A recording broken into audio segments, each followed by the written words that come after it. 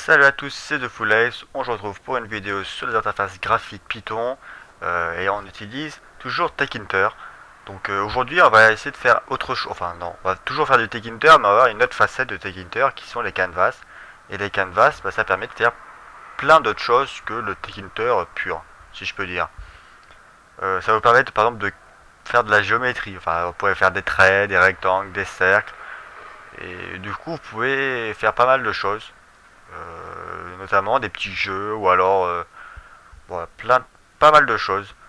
Bon, du coup, on va commencer. Donc, faut commencer par importer Tkinter, ça change pas. Ça, il est toujours inclus dans Tkinter. J'arrive plus à écrire, du coup, voilà. Et on importe, bien sûr, comme d'habitude, tout, histoire de pas être embêté. Boum. Alors, après, bon, pareil, vous faire une fenêtre. On commence à être habitué maintenant. Euh, donc, une fenêtre Tkinter, TK. Et là, on peut créer notre canvas. Donc, on va commencer par l'appeler canvas. Et bah, c'est canvas tout simplement avec une majuscule comme d'habitude. Et il faut bien le placer quelque part. Du coup, on le place sur notre fenêtre. Alors après, il faut mettre deux arguments obligatoires qui sont la hauteur et la largeur. Donc, wide. Alors, non, hop, IDTH ou DHT. C'est DHT, je crois, si je dis pas de conneries. Ouais, je suis vraiment nul en anglais. Du coup, on va faire un cube de 300 sur 300. Du coup, white et après 8, j'ai acheté de pareil 300. Du coup, on va mettre une couleur aussi. Donc, le couleur c'est background. Voilà, les syntaxes des canvas sont des fois un peu chelous. Vous allez voir ça après. Background. Il va mettre du red. Et après, il faut le placer quand même. Du coup, on va le point pack. Alors, j'ai oublié de mettre une virgule. Voilà. Et on va le point pack. Histoire de pas être trop embêté. Ah oui, il faut bien pas oublier de ça, histoire que ça affiche bien en boucle notre fenêtre. Je me suis trompé, alors c'est pas, c'est WTH alors, j'avais raison. Enfin, oula, WTH. Ouais, j'avais raison. Bon, bah, il est parti. Ah voilà. Donc on a bien notre fenêtre 300 sur 300. Alors si vous voulez, on peut changer ça et mettre main.géométrie. Enfin, changer ça. Et on va faire par exemple, de 600 fois 600. Et on va le placer à plus 300 plus 200. Du coup, vous voyez que c'est vraiment grand par contre. Mais vous voyez que ça prend vraiment le carré qu'on a dit. Bon voilà, là, notre fenêtre canvas est créée. Bon, il n'y a rien de spécial. Mais tout ce qu'il y a dedans, c'est notre canvas. D'accord. Donc, on peut faire pas mal de choses dans notre canvas. Par exemple, on va commencer par mettre du texte. Voilà. Oula, on a pu commencer par autre chose, mais bon. Donc on va faire canvas.create. Create. Et après il y a create et vous pouvez créer des trucs. Alors là vous voyez que mon éditeur de texte me propose pas mal de choses. Nous on va commencer par texte. Alors il est où texte, create texte. Hop. Alors déjà il va falloir dire texte, qu'est-ce qu'on met. Du coup nous on veut mettre salut. Et après faut le placer. Donc généralement on le place avant, je crois, si je dis pas de conneries. Ou pas. Non, c'est bien avant. Hop. Du coup, il va falloir mettre deux arguments, x et y. Normal. Donc on va commencer par x, on va le mettre sur sur du. On va essayer de le mettre au centre. Donc du 150 sur du 150. Voilà, voilà. Voilà, voilà. Notre truc est baillé au milieu. Alors, bien entendu, pour faire d'autres choses, vous pouvez par exemple mettre une police. Donc pour mettre une police, vous faites hop, front. Et là, vous pouvez mettre, alors en premier, vous mettez la police. Donc moi, je connais pas le nom de police, donc on va mettre Arial. C'est la seule que je connais de nom. Vous pouvez mettre la taille de la police. Du coup, on va mettre une police un petit peu plus grande, du 18, je sais pas. Et après, vous pouvez mettre si c'est italique, gras ou. Bon, c'est en anglais, donc c'est italique. Gras, c'est bold, je sais pas. Et voilà. En gros, vous pouvez. Voilà. Le premier, c'est le nom de la police. Le deuxième, c'est la taille. Et le troisième, c'est les compléments. Voilà, ouais, les compléments. Du coup, je me suis trompé, c'est pas front. Alors attendez, je vais vérifier vite fait, j'ai un petit doute. Ouais, en effet, c'est pas front. Je suis vraiment nul en anglais. Faut vraiment que je m'améliore. C'est font, hein, bien entendu. Bon, du coup, après, ce que je dis, c'est toujours pareil. Voilà. Voilà, voilà. Du coup, il est un peu plus gros et c'est de la police, ça rigole. Alors, vous pouvez mettre aussi de la couleur. Alors là, que je dis que les. Avec la syntaxe chelou, sur les couleurs, c'est fil. Bon, d'accord, c'est comme ça. Fil, et vous mettez la couleur que vous voulez. Nous, on va mettre du bleu. Du blue. Et notre texte est bien en bleu. Voilà, donc ça c'est pour le texte. Alors les coordonnées du texte, bah, le texte, font, histoire de dire tout ce qui a à voir avec la police, et la couleur fil. Voilà, ça c'était ça. On va essayer de créer des trucs. On va créer un de lignes. Allez hop, on va essayer de créer. Oh mince. Canvas. Point create. Et on va créer des lignes. C'est le plus simple à créer. Donc il y a besoin de 4 euh, quatre trucs. 4 arguments qui sont tout simplement les points de la droite, enfin les deux points de la droite. Un point c'est caractérisé par un X et un Y, et une droite c'est caractérisé par deux points. Voilà, ça c'est simple. Du coup là il y a le premier point de la droite et le deuxième point de la droite, avec le X du premier point, le Y du premier point, le X du deuxième point, et le Y du deuxième point. Et bah, les deux points que vous avez créés comme ça vont être reliés par la droite, et ça va être la droite. Voilà, j'espère que je me suis bien mis. Bien fait comprendre. Du coup, pour essayer de faire ça comprendre, on va essayer de créer un point qui passe, enfin, non, une droite qui passe par le milieu de manière perpendiculaire à notre cube. Voilà, vertical. Donc le X, on veut qu'il soit à la moitié de notre cube, donc 75, la moitié de 150. Et on. Ah non, attendez. Si. Notre Y, il est de 0, du premier point. Après, notre deuxième point, il est tout en bas du cube. Il est toujours de 75. Par contre, il est de 150. Du coup, voilà. Oups.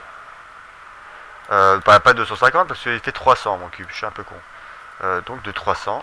Et oui, c'est 300 que j'ai pas pris 150. Pourquoi je suis parti sur 150? Je sais pas pourquoi je suis parti sur 150. Je sais pas du tout. Du coup, non, je suis parti sur 150 et donc pas. Alors, hop, 150, la moitié de 300. Alors, je sais pas ce que je fais. Voilà, donc là, on a bien notre trait. Vous voyez bien que 150, 0, c'est les coordonnées de ce point-là. 150, 300, c'est les coordonnées de ce point-là. Donc voilà, ça fait la droite. Bon, pour bien comprendre, on va essayer de faire une droite qui passe à la moitié du cube là, histoire d'être perpendiculaire à cette droite là et à la moitié. Voilà. Du coup, on va faire ça, histoire de vraiment bien comprendre ça. Du coup, je tourne depuis combien de temps? Bon, on verra ça après. Canvas pour créer une ligne. Le premier point, donc où il est à x0 et à y, merci, il y a y de 150 à la moitié. Notre deuxième point, il est à x300 et donc à y de 150.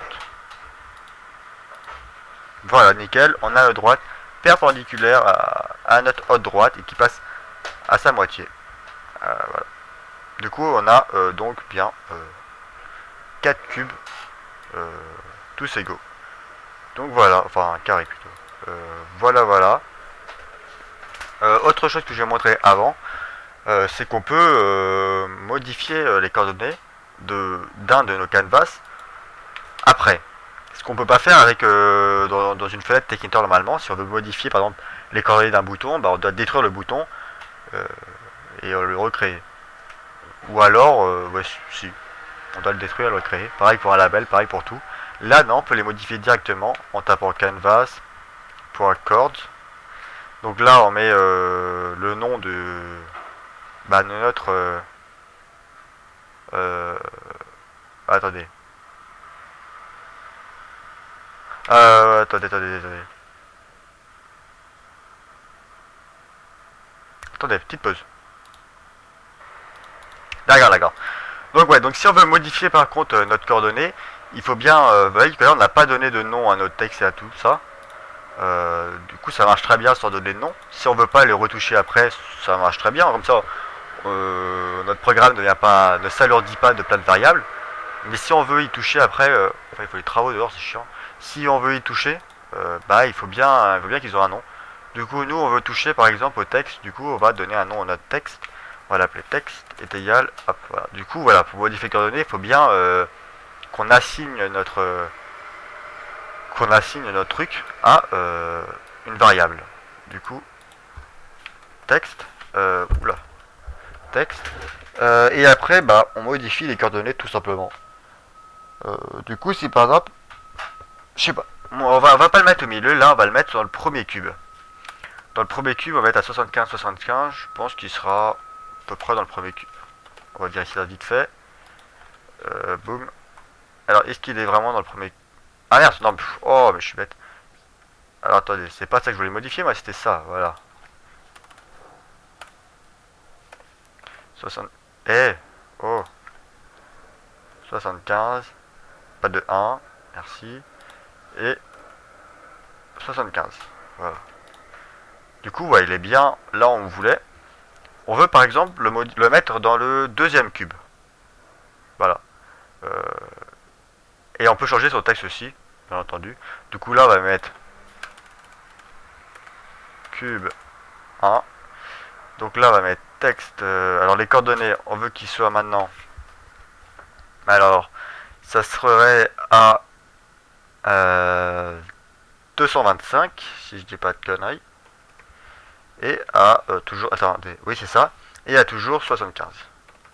Et on va mettre comme texte cube 2. Voilà, tout simplement. Ah, on ne peut pas mettre de texte. Du coup, on peut pas changer le texte, malheureusement. Il me semblait que j'avais déjà réussi. Bon. J'irai vérifier ça. Je suis pas convaincu. Mais ouais, qu'il est bien dans le cube 2. C'est génial. Alors attendez, je vais voir parce que je suis sûr qu'on peut modifier le texte. Bah non, on peut pas modifier le texte. Du coup, voilà. Du coup, ce qu'on peut faire, c'est mettre un petit bouton, par exemple. Alors vous pouvez... Ouais, c'est vrai que c'est chiant qu'on peut pas modifier le texte quand même. Bon, après, c'est pas un problème. Vous pouvez par exemple mettre à la place de là, vous mettez... je sais pas. On va déclarer une variable. Hop. On va l'appeler v est égal à cube. Non. Cube. Je vais finir par ici. Cube 1. Du coup, dans notre texte, on affiche v. Et du coup, on crée notre bouton. Button. Main. Key main. Texte. Bah, je note click me, on s'en fiche. Commande. On va mettre commande. Voilà, ça va peut-être créer des bugs, ça je sais pas. On va l'appeler action, je sais pas. Et on va le point pack. Donc là, on va définir notre truc. Def. Oh, action. Hop. On va changer v. V va être égal à cube 2. Ah, les chiffres ne marchent plus. Génial. Cube 2. Et on va changer nos coordonnées où on voulait. Ah bah je sais pas si ça marche. J'ai jamais essayé, tiens. On va voir. Mais normalement ça serait cool que ça puisse marcher. Alors pour que ça marche plutôt mieux, on va tout mettre ça avant. Non, ça avant. Ouais, ça. Non. Si. On va essayer. Hop.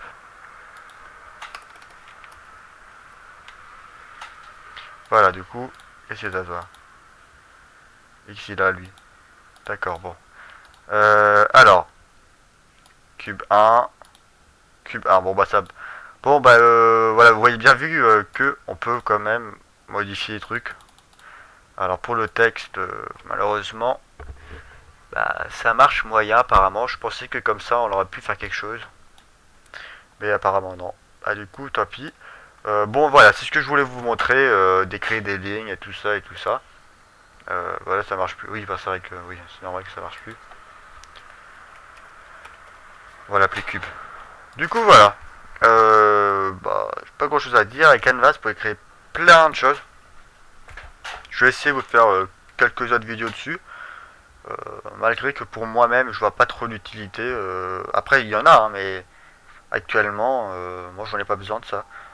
Du coup, je vais pas vous faire énormément de vidéos dessus, mais je vais quand même vous faire quand même un truc assez complet, histoire de d'avoir les bases pour créer de vraies petites applications tournant sous Python.